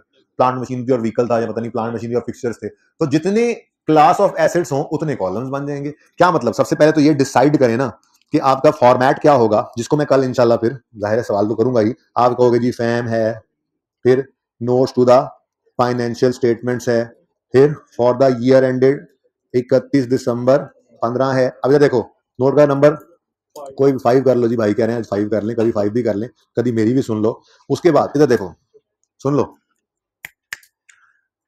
लैंड। ओ भाई मोबाइल मोबाइल छोड़ देना यार, क्या कर रहे हैं मोबाइल पे? कुछ शर्म आती है तुझे यार थोड़ी सी? इतना बड़ा हो गया, मेरे से भी बड़ा हो गया वजन में। कहता नहीं सर ऐसे नहीं, आए जरा वेट स्केल पे चलते हैं। हाँ, आप खुद को ऐसे इजी ना ले। अच्छा जी, ठीक है, ले भाई, ऐसे मत कुछ नोट करें, खबरदार किसी ने कुछ नोट किया, किसी ने पिक्चर लेने की कोशिश की, वो सवाल की पिक्चर दिलवा दूंगा जिसमें मैंने कुछ चीजें काट कर बाकी चीजें लिखी हुई आपके लिए। ठीक है, फॉर्मेट आप खुद बनाएंगे इंशाल्लाह। लैंड है, बिल्डिंग है, प्लांट लिखने लगा था, प्लांट एंड मशीनरी है, फिक्सचर्स एंड फिटिंग्स हैं। और चूंकि सवाल ने नहीं कहा कि ना बनाओ, इसलिए बनाओ टोटल का कॉलम। वैसे आमतौर पे आजकल के सवालों में क्या देता है, total column is not required, comparative is not required and total is not, यानी कि 15 में खड़े सिर्फ 15 का नोट बना दो, 14 का नाम बनाना। कभी कह देता है कंपैरेटिव बनाओ, कभी कहता है रहने दो, ठीक है। टोटल कॉलम के बारे में कभी खामोश हो जाता है, कभी कह देता है मत बनाओ। खामोश तो बनाना है, और कह दे टोटल कॉलम नहीं बना तो फिर पागल थोड़ी कि बनाएंगे, ठीक है। एक तो ये फॉर्मेट ज़हन में आ गया आपके। उसके बाद यह देखो, ये क्या है जी, क्लोजिंग तक, फिर एक्यूमुलेशन क्लोजिंग तक, और फिर बुक वैल्यू। इसके नीचे आप जिन एसेट्स में कॉस्ट मॉडल होगा उसके नीचे कॉस्ट मॉडल लिखोगे, जिसके रिलेशन मॉडल यूज होगा उसके नीचे रिलेशन मॉडल लिख लोगे, ठीक है ना। ये फॉर्मेट होना है आपके इस सवाल का जो आपने घर पे ट्राई करना है, ठीक है ना। ये फॉर्मेट बताया आपको, ठीक है, चेक किया फॉर्मेट। सुभान अल्लाह। सवाल पढ़ते हैं। अब ये पहला इतना लंबा डब्बा तो सिर्फ ओपनिंग बैलेंसेस के लिए था, ठीक है। कैपिटल वर्क इन प्रोग्रेस फिलहाल छोड़ देंगे, एसेट अंडर कंस्ट्रक्शन का कल समझाऊंगा, okay. In the year ended 31 following transactions occur. अब पहली लाइन चूंकि कैपिटल वर्क इन प्रोग्रेस से रिलेट करती है, इसलिए वो आपने नहीं देखनी, ठीक है। आपके लिए ये लाइन इतनी सी है, अ बिल्डिंग कॉस्टिंग 100 इज एडिशन, बस मैंने खुद ही कर दिया जी, ठीक है ना। क्या है जी, एक 100,000 का एडिशन है। मतलब आपका जो कॉलम, बल्कि यहीं पर आपका जो कॉलम होगा बिल्डिंग का, इस बिल्डिंग कॉलम में यहाँ पे ओपनिंग एडिशन की जगह पे क्या आएगा, 1,00,000, 100,000, ठीक है ना। ये नेक्स्ट अगली लाइन तो वैसे मैंने काट दी है, लेकिन चलो आप इंट्रो में पढ़ के तो आए हो, बहरहाल कल डिस्कशन करके एंट्रीज करके कंक्लूड करके ही जान छोड़ूंगा इसकी। फिलहाल तो इतना सा मुझे बता दो, अगर आप कोई एसेट खरीदने से पहले, अभी एसेट ना आया हो, एडवांस पे कर दें, एडवांस, तो क्या एंट्री पास करते हैं, advance for asset debit cash credit. Asset तो नहीं डेबिट करते, आपने एक व्हीकल खरीदना है, अभी वो व्हीकल आया नहीं, आपने एडवांस पे कर दिया, तो आप एंट्री क्या करोगे, vehicle debit cash credit, advance for vehicle debit cash credit. जब तक व्हीकल आ नहीं जाता तब तक डेबिट नहीं होगा, व्हीकल जब तक डेबिट नहीं होगा, ठीक है ना। तो एडवांस करंट, चुप कर जाओ, एडवांस करंट एसेट्स के अंदर आपका नजर आएगा जब तक आपका फिक्स एसेट आ नहीं जाता। अब इस एडजस्टमेंट के अंदर भी उन्होंने लिखा हुआ है जो मैंने काट दिया फिलहाल आज के लिए, ठीक है, बहरहाल पढ़ लें, कल फिर बात भी करेंगे। A deposit of BC is paid for a new computer system which is undelivered at the year end. year end तक वो डिलीवर नहीं हुआ तो फिर एडवांस ही है ना। तो पीपीई के नोट के अंदर तो इसमें नजर नहीं आना, ठीक है। क्यों, क्योंकि पीपीई के अंदर तो अगर ये कंप्यूटर आ गया होता तो हम उसको डेबिट कर लेते, नहीं आया तो अब इसका कुछ भी नहीं करना, ओके। तो इसको इग्नोर करना था, मैंने इग्नोर कर दिया आप लोगों के लिए। Next, addition to plant are 1,54,000। Plant वाले कॉलम में सिंपल एडिशन, वो आधी फिगर भी सही लिख के आ गए ना आप, जो होनी है, यकीन मानो भी आपकी जीत है, मेरी भी जीत है। अभी मैंने नोट बनवाया ही नहीं आपको, पहली बार जिंदगी में आप खुद बनाने लगे हैं नोट, है कमाल कर देंगे आप। एडिशन टू फिक्सचर, इसको काट दिया मैंने लाइन को, ये कल डिस्कस कर लूंगा ना। एडिशन टू फिक्सचर आर 40,000, तो फिक्सचर के कॉलम के अंदर एडिशन कितना होगा, 40।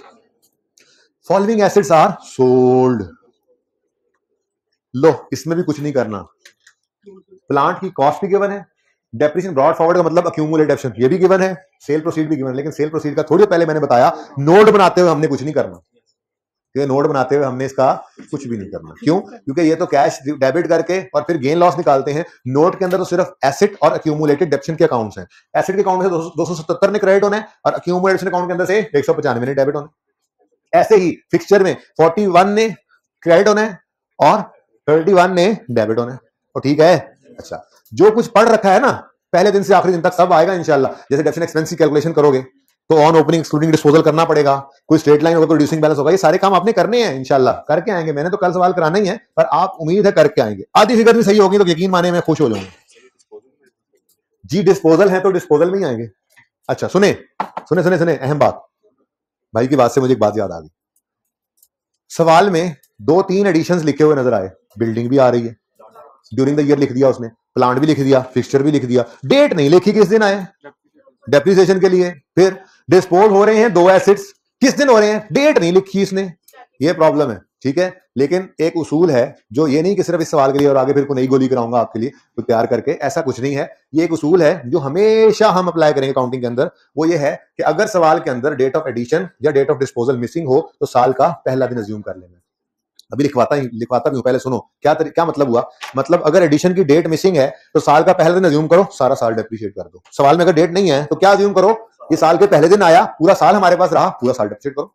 और अगर date of sale, date of disposal missing है तो फिर क्या अज्यूम करो, साल का पहला दिन ही तो लिख देना ड्यूरिंग द ईयर, आपको नहीं डेट पता तो क्या अज्यूम करो, साल का पहला दिन बिक गया और एक दिन भी डेप्रिशिएट नहीं करो, ये तरीका होगा, ठीक है ना। सवाल की खामोशी केस में डेट दे दे फिर ना करना है, ठीक है ना, सिर्फ सवाल की खामोशी केस के अंदर assumption है। तो ये लिख लें अपने पास जिंदगी भर के लिए, सनद रहे और काम आए, लिख लें इसको। अगर सवाल में डेट ऑफ एडिशन या डेट ऑफ डिस्पोजल मिसिंग हो, वैसे इतना थोड़ा क्यों पढ़ते हैं आप लोग रोजाना, इतने सुस्त हो गए ना आप लोग। मैंने सोचा सवाल शायद हो ही जाए क्लास में, एक सवाल ऊपर छोड़ के आया फिर भी नहीं हुआ। हाँ क्या कह रहा था मैं, अगर सवाल में डेट ऑफ एडिशन या डेट ऑफ डिस्पोजल मिसिंग हो, ना दी हुई हो, ठीक है, मिसिंग हो, अगर सवाल में डेट ऑफ एडिशन या डेट ऑफ डिस्पोजल मिसिंग हो तो हमेशा, ये मैं हमेशा लिख रहा हूं, हमेशा साल का पहला दिन अज्यूम कर लेना। तो हमेशा साल का पहला दिन, तो उसे हमेशा साल का पहला दिन अज्यूम कर लेना, उसे मतलब डेट ऑफ सेल या डेट ऑफ परचेज को, ठीक है ना। अगर सवाल जी, किसने बोला रिपीट करने नहीं करता, जाओ किसने कहा रिपीट कर, किसने कहा ठीक है, 5 रुपए अलग लगेंगे इसके, ठीक है। हाँ भाई लिखो लिखो लिखो लिखो, मेरे चैनल लिखो, 10 बार रिपीट करा लिखो, डेट ऑफ सॉरी, अगर सवाल में डेट ऑफ परचेज या डेट ऑफ सेल मिसिंग हो तो हमेशा साल का पहला दिन अज्यूम कर लेना, ठीक है, याद रहेगा। चलो आगे बढ़ते हैं। 0.6 और 0.7, land and building were revalued on January 15, हमारे साल के पहले दिन एसेट क्या हो रहा है, revalue, start of the year revaluation है। तो फिर फॉर्मेट बनाते हुए ओपनिंग के बाद पहले डेप्रिसिएशन ना, है ना, पहले ट्रांसफर फिर डेप्रिसिएशन, ठीक है, पहले ट्रांसफर फिर डेप्रिसिएशन, इससे फायदा होगा। अगली बात, land and building were revalued to 1500, इसका क्या मतलब है, ये 1500 क्या है, रीवैल्यूड अमाउंट है, फेयर वैल्यू है, यानी वो कह रहे हैं लैंड और बिल्डिंग 1500 पर चला गया। अब मसला यह, ऊपर लैंड अलग है बिल्डिंग अलग है, उसने यहां पे भी अलग कर दिया, टेंशन ना लो। कहते हैं 1500 इसकी रीवैल्यू, लैंड एंड बिल्डिंग की रीवैल्यू अमाउंट कितनी है जी, 1500, of which land is worth 900। तो अगर 900 लैंड है तो फिर 600 क्या होगा, लैंड और बिल्डिंग अगर 1500 है तो फिर उसमें से 900 लैंड है तो फिर बाकी बिल्डिंग ही हुआ ना, ठीक है। अब इन दोनों को अलग अलग रखना है, वैसे भी मैंने कॉलम्स अलग अलग रखे हुए हैं। लैंड अगर रीवैल्यू हो, शदीद आसान, लेकिन वर्किंग करनी है आपने तरतीब से, जैसे वर्किंग सिखाई हुई है, डेट, डिस्क्रिप्शन, एसेट, ड्रीवन, सरप्लस, प्रॉफिट एंड लॉस, ये ओपन करोगे, एसेट की जगह लैंड लिख दोगे, फिर उसको वर्किंग कोशिश करोगे यकम जनवरी 15 पर रीवैल्यू करने की, स्टार्ट तो करोगे ना, 31 दिसंबर 14 यकम जनवरी 15 पर वैल्यू गिवन है, उससे स्टार्ट करोगे, फिर रीवैल्यू वगैरह करोगे, ऐसे ही बिल्डिंग के साथ करोगे, ठीक है ना। वो वर्किंग करने के बाद वही काम जो आज सारा दिन लगा के किया वो करोगे, इंशाल्लाह लैंड और बिल्डिंग भी रीवैल्यू हो जाएंगे, इंशाल्लाह हो जाएंगे, नहीं तो कल आना ही है आप। लेकिन सबसे अहम बात वो लाइन है जो मैं पिटता रहा था कि बड़ी इंपॉर्टेंट लाइन है, आप ध्यान ही देते थे, जरा देखो आज आ गई ना, पास्ट पेपर में भी ऐसी लिखी होती है ये लाइन, अभी तो क्वेश्चन बैंक के सवाल में आई ना, पास्ट पेपर में भी ऐसी लिखी होगी, क्या, the useful economic life of building is unchanged, क्या मतलब, रीवैल्यूएशन के बावजूद हम उसे चेंज नहीं करेंगे, रिमेनिंग फिर भी निकालेंगे। अब पहली बात तो ये है कि मुझे पता हो कि असल लाइफ थी कितनी, नहीं जी, बिल्डिंग्स 0.8 में देखो क्या कह रहा है, बिल्डिंग्स 2% स्ट्रेट लाइन डेप्सिट करते हैं, प्लांट को 20% स्ट्रेट लाइन और फिक्चर्स को 25% रिड्यूसिंग बैलेंस, ठीक है। अब 2% स्ट्रेट लाइन है और मैं अगर इससे लाइफ निकालना चाहूं तो कितने जी, यानी इसकी ओरिजिनल लाइफ कितनी है जिसके बारे में सवाल कह रहा है ये चेंज नहीं हुई। अब रीवैल्यूएशन के दिन कितना अर्सा गुजर चुका है इनको खरीद, ये अगली लाइन में लिखिए, the buildings were purchase 10 years before revaluation, इसका मतलब 10 साल पहले इन्हें खरीदा था, तो फिर 50 में से 10 गए तो रिमेनिंग कितने बच गए, सॉरी 40, ठीक है, तो 40 क्या है, रिमेनिंग लाइफ, ओके डन जी। और इस सवाल में कुछ है ही नहीं, इंशाल्लाह आप ये कर लेंगे, इंशाल्लाह कर लेंगे अल्लाह ने चाहा तो, ठीक है। आज के लिए बस इतना ही, यूएल वाले सवाल का नोट बनाना है और इस सवाल का जिंदगी रही तो कल मिलेंगे, अल्लाह हाफिज, अस्सलाम वालेकुम।